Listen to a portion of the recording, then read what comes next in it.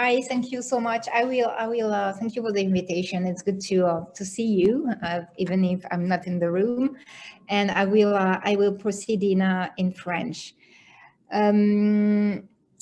Oui, j'ai vu la thématique de votre séminaire de réflexion qui parle en fait de nouvelles frontières. Et je trouve que le terme de nouvelles frontières est plutôt bien choisi aussi aujourd'hui au niveau européen parce que j'ai l'impression que la crise que les différentes crises que nous avons traversées ces derniers temps, que ce soit celle du Covid et la guerre en Ukraine, mais aussi ce qu'on peut appeler la fossilflation, puisqu'en fait on est dans une situation inflationniste qui est liée aussi aux énergies fossiles, est en train totalement d'approfondir, enfin, d'emmener l'Europe justement dans une nouvelle frontière qui serait celle de dépasser une certaine idéologie.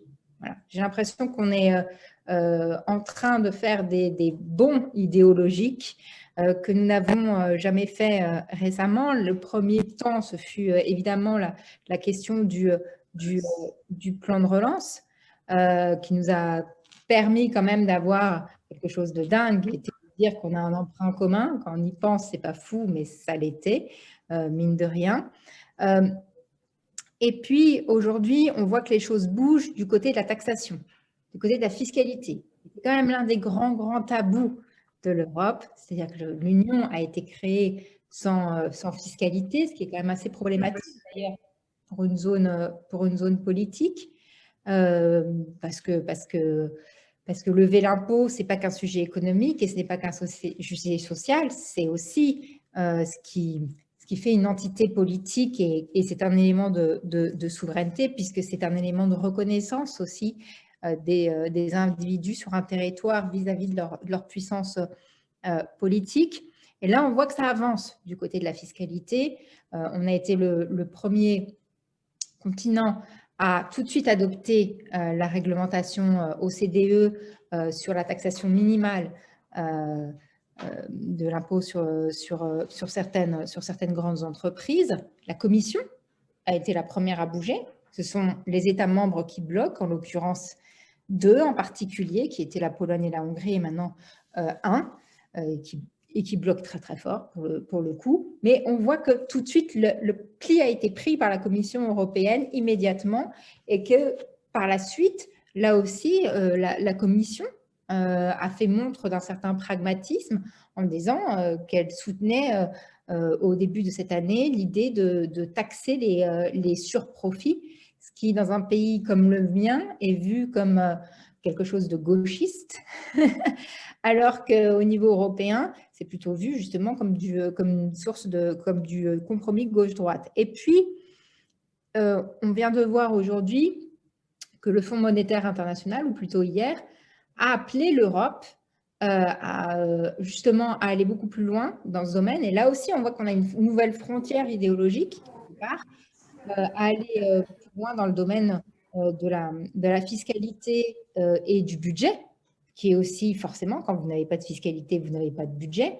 Et là, on se retrouve dans une situation où la politique monétaire ne pourra absolument pas tout faire, bien au contraire, si on augmente les taux d'intérêt face à la crise qu'on est en train de vivre. Et le Fonds monétaire international vient hier d'enjoindre l'Union européenne à avoir un vrai budget, une capacité d'emprunt, mais aussi de nouvelles ressources. Ce qui, nous, en tant que sociodémocrates, nous ravit particulièrement, puisque mon groupe non seulement a toujours plaidé pour l'accord OCDE sur la taxation minimale des grandes entreprises, a plaidé pour la taxe sur les surprofits, mais en plus, nous appelons à l'idée d'avoir une taxation, ce qu'on appelle un single market levy, c'est-à-dire d'avoir une taxation très petite, on n'est pas obligé de prendre beaucoup, mais ne serait-ce que 0,5, 1% sur, par exemple, l'accord OCDE, ça nous permettrait d'alimenter un budget européen et entendre le FMI dire il va falloir le faire parce que sinon vous allez vous retrouver dans une situation délicate parce que vous n'aurez pas de capacité budgétaire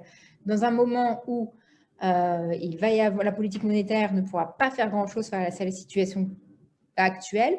Ça va peut-être aussi aider, je l'espère, l'Europe à avancer sur cette question en fait, de la nécessité à un moment de lever l'impôt, puisque, comme je le dis toujours, le budget européen et la fiscalité, ce n'est pas une question de droite ou de gauche, c'est une question de pouvoir s'outiller correctement, justement pour avoir de l'autonomie, dont il est question aujourd'hui, et de la résilience, et à terme aussi du plein emploi. Parce que sans ces outils macroéconomiques, on ne pourra jamais avoir une certaine autonomie, une certaine résilience et aussi le plein emploi. Et on a vu d'ailleurs avec la guerre à quel point nous étions dépendants. On l'a vu aussi avec le Covid.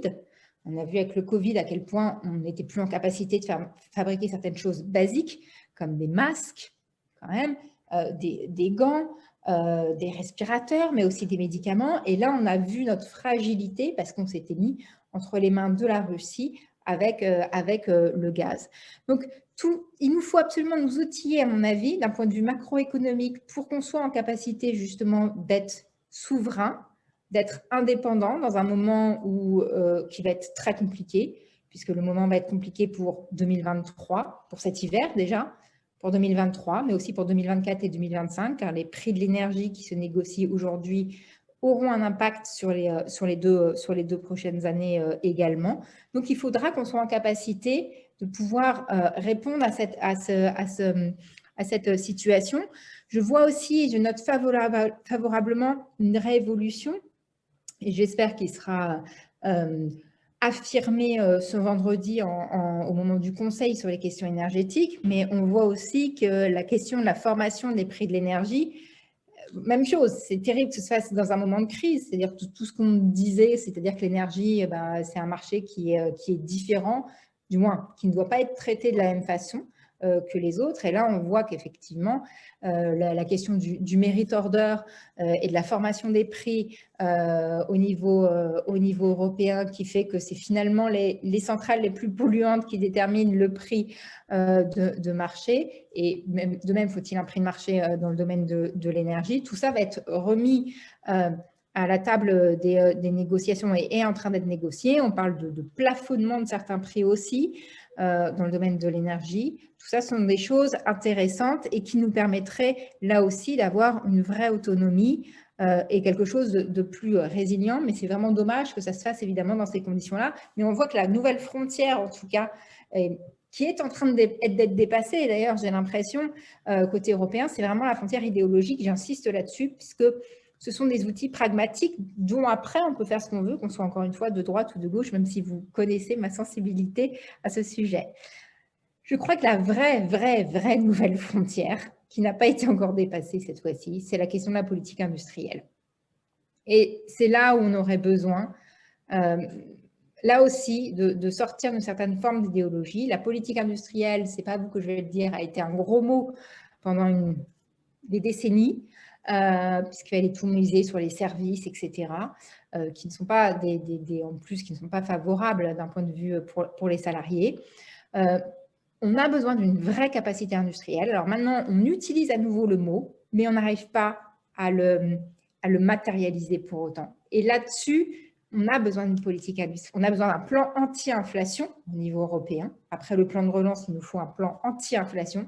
Et ce plan anti-inflation doit avoir absolument un élément de politique industrielle pour qu'on soit en capacité de produire nos panneaux solaires, tout ce qui va nous rendre indépendants d'un point de vue énergétique, tout ce qui va permettre aussi aux consommateurs de réduire leur facture. Je crois que c'est vraiment ça qui est essentiel aujourd'hui. Dans des domaines stratégiques, nous devons avoir une politique industrielle forte et directe et ne pas attendre, encore une fois, d'être bousculé par une énième crise. Sur la question du plein emploi, je pense que la garantie de l'emploi pourrait être aussi une des solutions dans un moment où il va nous falloir beaucoup d'investissements publics qui ne sera pas rentable dans le domaine de la transition écologique et qu'il va nous falloir aussi être en capacité de prendre soin de la biodiversité.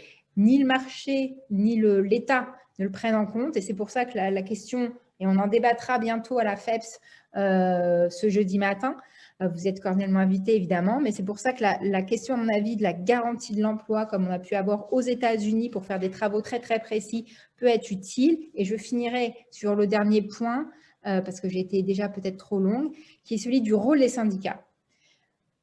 En fait, je trouve qu'il n'est pas possible que, et même si en ce moment la Commission va dans des sens qui sont intéressants, mais que tout ça se décide au niveau de la Commission ou du Conseil, et que dans un moment aussi important que celui-ci, où il faut mettre toutes les forces des différents pays et des différentes nations autour de la table pour fournir un effort conséquent, les syndicats ne soient pas plus présents. Voilà, c'est vraiment un élément où on voit qu'on a pensé à une Europe qui est parfois, je trouve, trop technocratique. Ce n'est pas la faute des syndicats pour le coup, c'est la faute de la façon dont le travail européen s'organise. Et c'est pourquoi j'espère des initiatives fortes de votre part. Moi, j'ai toujours défendu le plan à la française, la planification à la française que nous avons eu au sortir de la Seconde Guerre mondiale et qui mettait toutes les forces de la nation avec une stratégie très précise autour de la table pour pouvoir avancer ensemble. Et je crois que ce serait aussi l'un des meilleurs moyens d'avoir de l'autonomie, de la résilience et du plein emploi, mais aussi beaucoup de démocratie. Voilà, merci beaucoup. J'espère pouvoir vous écouter toutes et tous, mais je vais avoir peu de temps malheureusement aujourd'hui.